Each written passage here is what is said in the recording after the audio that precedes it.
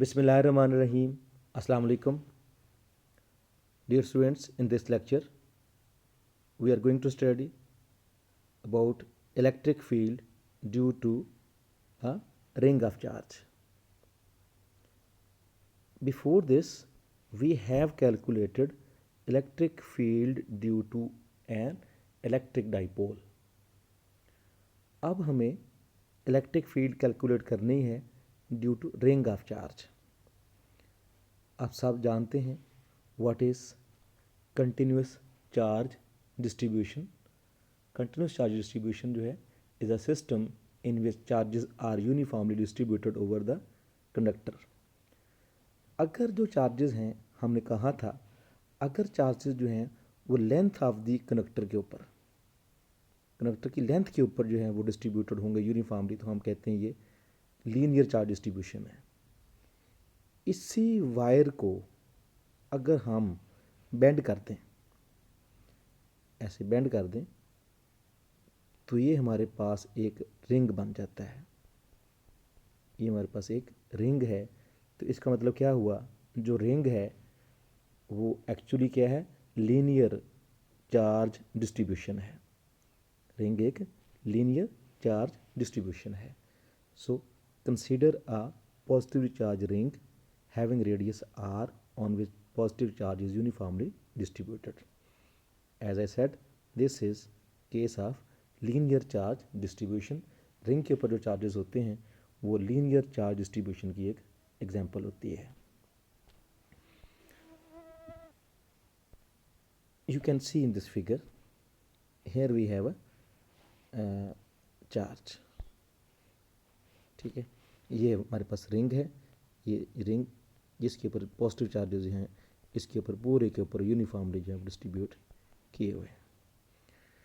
अब इस रिंग का अगर हम एक स्मॉल पार्ट लें जिसको हम डी एस कहें, तो और चार्ज उस पर डी क्यू हो, तो surface charge density, sorry linear charge density, क्योंकि ये लीनियर चार्ज डिस्ट्रीब्यूशन है तो वो हमें पता क्या होती है, lambda is equal to charge per unit length होता है d Q by d s आ जाएगा. डी एस जो है वो मैंने एक रिंग की, इस रिंग का अगर कोई स्मॉल पोर्शन अगर हम लें, ये स्मॉल पोर्शन कंसीडर करें जिसकी लेंथ डी एस लें, तो फिर चार्ज इस पे डी क्यू हो तो इसका लैम्डा कितना होगा. Lambda mean linear charge distribution, linear charge density या लीनियर चार्ज डिस्ट्रीब्यूशन एक ही बात है. Lambda is equal D Q by d S हो जाएगा. ठीक है, ये एक स्मॉल पोर्शन के लिए है रिंग के. अब हमने क्या किया, यहाँ पे हमने ये एक पॉइंट लिया, यहाँ पे P, ये पॉइंट P है. यहाँ पे हम चाहते हैं इलेक्ट्रिक फील्ड कैलकुलेट करना. इस पॉइंट P का जो डिस्टेंस है सेंटर से वो Z है. इस रिंग का जो लीनियर चार्ज डिस्ट्रीब्यूशन है, इसका रेडियस हमारे पास है R. हमने इस रिंग के दोनों तरफ ये स्मॉल पोर्शन ले लिए हैं, दो स्मॉल पोर्शन लिए हैं अपोजिट साइड के ऊपर. ठीक है, अपोजिट, एक को L कहा, एक को हमने M कहा. अब इस पॉइंट के ऊपर इस स्मॉल पोर्शन की भी इलेक्ट्रिक फील्ड होगी, ये डी ई एल कहा गया, और इसकी होगी डी ई एम. ठीक है, और ये हमारा पास है एक्स एक्सिस. ठीक है, अब हम क्या करेंगे, इस डी ई एल और डी ई एम, ये दो इलेक्ट्रिक फील्ड होंगी पॉइंट पी के ऊपर, जो कि दोनों अपोजिट साइड ऑफ दी जो चार्जेस हैं अपोजिट साइड के ऊपर हमने लिए हैं. इनके ऊपर चार्ज डी क्यू है, इधर भी और इधर भी. इन दोनों की इलेक्ट्रिक फील्ड जो है वो यहाँ पे अब मौजूद हैं. तो अब इसको हम क्या करेंगे, कंपोनेंट्स में रिजॉल्व कर लेंगे. लीनियर चार्ज डेंसिटी, जैसा कि मैंने कहा था, लीनियर चार्ज डेंसिटी क्या होती है. Linear charge density is defined as charge per unit length d Q by d l. Now consider the two length elements d s denoted by l and m at opposite sides of ends of a diameter of ring. It is required to evaluate electric field at point P, जैसा कि हम कह चुके हैं. Now figure से r square is equal to g square plus r square, क्योंकि आप कह चुके हैं इस तरह आपने रिंग लिया था, उसका ये आर रेडियस आर था. यहाँ जो आपने पॉइंट लिया था P, उसका जो डिस्टेंस था सेंटर से वो था Z, और ये हमारे पास था R. ठीक है, ये हमारे पास बन रही है एक right angle triangle.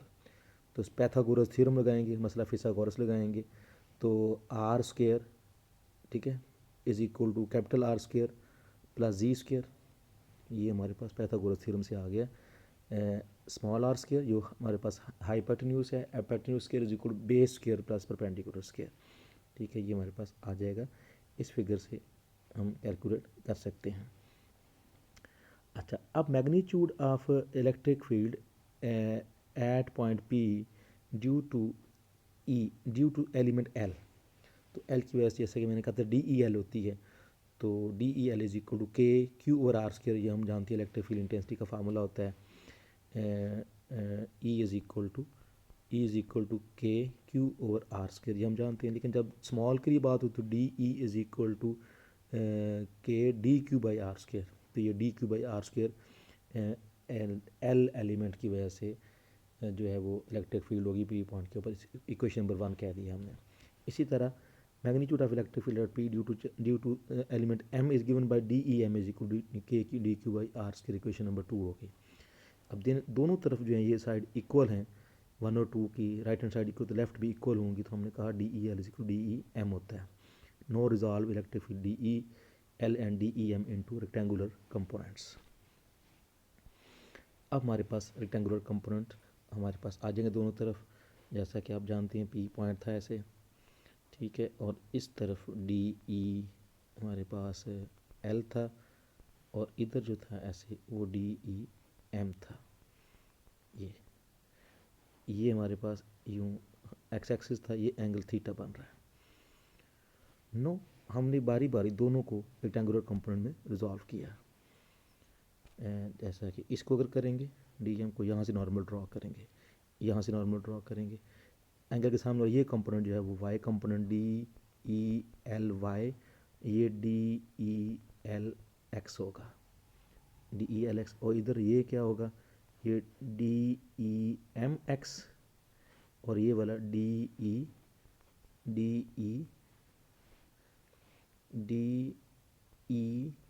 M y, तो डी ई एम वाई ये वाला और ये वाला दोनों ये डी ई एल एक्स एल वाई है और ये डी ई एम वाई है, जबकि ये वाली साइड जो है राइट हैंड साइड ये डी ई एल एक्स है, ठीक है।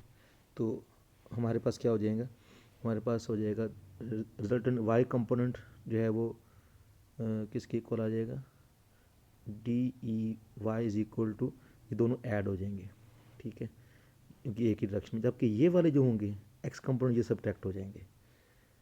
समझ आ गई ना बात की, क्योंकि ये अपोजिट डायरेक्शन में दोनों, जैसा कि हम जानते हैं d E l x is equal to D E l cos theta होगा, ठीक है, डी ई एल कॉस थीटा होगा, और डी ई एम एक्स जो होगा वो डी ई एम कॉस थीटा होगा। अब डी ई एल और जो डी ई एम जो होते हैं वो इक्वल होते हैं, क्योंकि ये राइट साइड पे है, ये पॉजिटिव होगा, ये लेफ्ट साइड पे नेगेटिव होगा। डी ई एल डी ई एम के इक्वल है, कॉस थीटा दोनों में सेम है, जब ऐड करोगे तो ये एक्स कंपोनेंट ज़ीरो हो जाएगा, एक्स कंपोनेंट ज़ीरो हो जाएगा, सिर्फ वाई कंपोनेंट रह जाएगा। रिजल्टेंट वाई कंपोनेंट हमारे पास होगा, वो किसके इक्वल होगा, रिजल्टेंट वाई कंपोनेंट जो है वो हमारे पास ये वाला कंपोनेंट और ये वाला कंपोनेंट ऐड हो जाएंगे, डी ई एल एक्स डी ई एल वाई सॉरी डी ई l y plus D E m y, ये d E L sine theta plus D E m sine theta दोनों अपवर्ड हैं, ऐड हो गए। डी ई एल के equal d ई m के equal है, दोनों हम जानते हैं, पहले पढ़ चुके हैं, डी ई एल और डी ई एम मैग्नीट्यूड में इक्वल थी, तो मैंने डी ई एम को यहाँ पे डी ई एल के इक्वल पुट कर दिया। सो ये 2 डी ई एल को साइन थीटा आ गया। Magnitude of electric field D E square is equal to D A X square plus D E Y square, तो एक्स स्क्वायर तो हमने कहा ज़ीरो है, ठीक है, एक्स स्क्वायर तो हमने कहा ज़ीरो है, तो हमारे पास क्या हो जाएगा, हमारे पास जो है वो एक्स कंपोनेंट ज़ीरो है क्योंकि एक्स अपोजिट डायरेक्शन है, तो वाई कंपोनेंट जो हमारे पास उसकी वैल्यू सिर्फ रह जाएगी 2 D E L sine theta, ये जो हमारी रिजल्टेंट जो इलेक्ट्रिक फील्ड होगी पी पॉइंट के ऊपर दोनों एलिमेंट की वजह से, एल आर एम की वजह से 2 D E L sine theta के इक्वल होगी। यहाँ पे ये एल एक्स कंपोनेंट की बात की हुई, दोबारा सुन लें, rectangular component of d E l जो है डी ई l cos theta, D E l y तो d E L sine theta, D E m x d E m cos theta d m by d m sine theta. तो x component ये देखें जिस तरह मैंने कहा था आपको, तो ये दोनों इक्वल हैं तो ये ज़ीरो हो जाएंगे, सिर्फ वाई कंपोनेंट आ जाएगा हमारे पास। तो रिजल्टेंट कंपोनेंट सिर्फ D E L sine theta, ठीक है, ये आ जाएगा D E L sine theta. तो नो टोटल इलेक्ट्रिक फील्ड के लिए no net electric field at point P due to whole ring is given by, हम क्या कर देंगे, इसको इंटीग्रेट कर देंगे। तो हमारे पास क्या आ जाएगा, E is equal to integral two D E L sine theta, two D E L sine theta, D E की वैल्यू पुट कर दी K D Q by are square, sine theta की जी बाई आर है। ये कहाँ से आ गया, वो जो हमने ट्राइंगल ड्रा की थी ना ऐसे, ये जी था, ये कैपिटल आर था, ये स्मॉल आर था, ये थीटा था। साइन थीटा जो है base over hypotenuse, sine theta is equal होता है साइन थीटा, ये थीटा के सामने वाला ये परपेंडिकुलर, हाँ perpendicular over hypotenuse, perpendicular Z by R, Z by R ये आ जाएगा sine theta, Z by R के इक्वल, ये वैल्यू पुट कर दी तो ये two D Q by D Q Z by R cube हो जाएगा, two Z K D Q by are square, ये हमारे पास इलेक्ट्रिक फील्ड आ जाएगी। अब जो आर की वैल्यू है वो अगर आप निकालें यहाँ से पाइथागोरस थ्योरम से, जैसे हमने कहा था R square is equal to capital are square plus ji square होता है, तो simple R is equal to R, ये ख़त्म कर दी, यहाँ पे स्क्वायर रूट आ जाएगी या 1/2 आ जाएगी, और अगर इसका क्यूब लेना चाहें तो ये क्यूब रूट बन जाएगा, तो ये हमारे पास 3/2 आ जाएगा, g square plus capital are square की पावर 3/2, ये इंटू ये डी, ये आ जाएगा इंटीग्रल टी एस, क्योंकि जो हाँ ये यहाँ पे हमने वैल्यू पुट की है, क्योंकि हम जानते हैं lambda is equal to D Q by d s होता है, d Q by d S, और d q is equal to lambda d s होता है। तो यहाँ पे डी क्यू की वैल्यू पुट कर दी लैम्डा डी एस, ये लैम्डा डी एस और डी एस के ऊपर इंटीग्रल लगा दिया, बाकी सारे कॉन्स्टेंट्स थे, 2g K lambda by are square plus ji square power 3/2 into integral D S, ठीक है। ये डी क्यू की वैल्यू जो है वो हमने पुट कर दी है, इस डी क्यू की वैल्यू पुट की है लैम्डा डी एस, ठीक है। जो इंटीग्रल होगा आप सिर्फ इसी के ऊपर आएगा, बाकी सारे कॉन्स्टेंट्स हैं तो इसी के ऊपर इंटीग्रल आएगा, ये इंटीग्रल लिखा गया है। अब इसकी वैल्यू हमने पुट करनी है यहाँ पे, तो इसकी वैल्यू हमारे पास क्या आ जाएगी, यहाँ ये वैल्यू हमारे पास, तो स्लाइड ये लैम्डा डी इसको पाई आर, क्योंकि एक एलिमेंट से अगले एलिमेंट तक जो है यू यानी कि दो तरफ अपोजिट साइड पे, रिंग के अपोजिट साइड पे हमने एलिमेंट्स लिए थे ना, तो यहाँ से लेके यहाँ तक इतनी ये लेंथ हमें लेनी है इन दोनों पॉइंट्स के बीच में, तो ये टोटल होती तो 2πr होना था, तो इतना जो है वो πr हो गया, ये πr है, तो इसलिए लैम्डा डी एस की इंटीग्रल डी एस की वैल्यू जो है वो πr के इक्वल है, ठीक है। सो ये हम पुट कर देंगे वैल्यू, तो इंटीग्रल जो है वो डी एस πr के इक्वल हो गया, तो यस।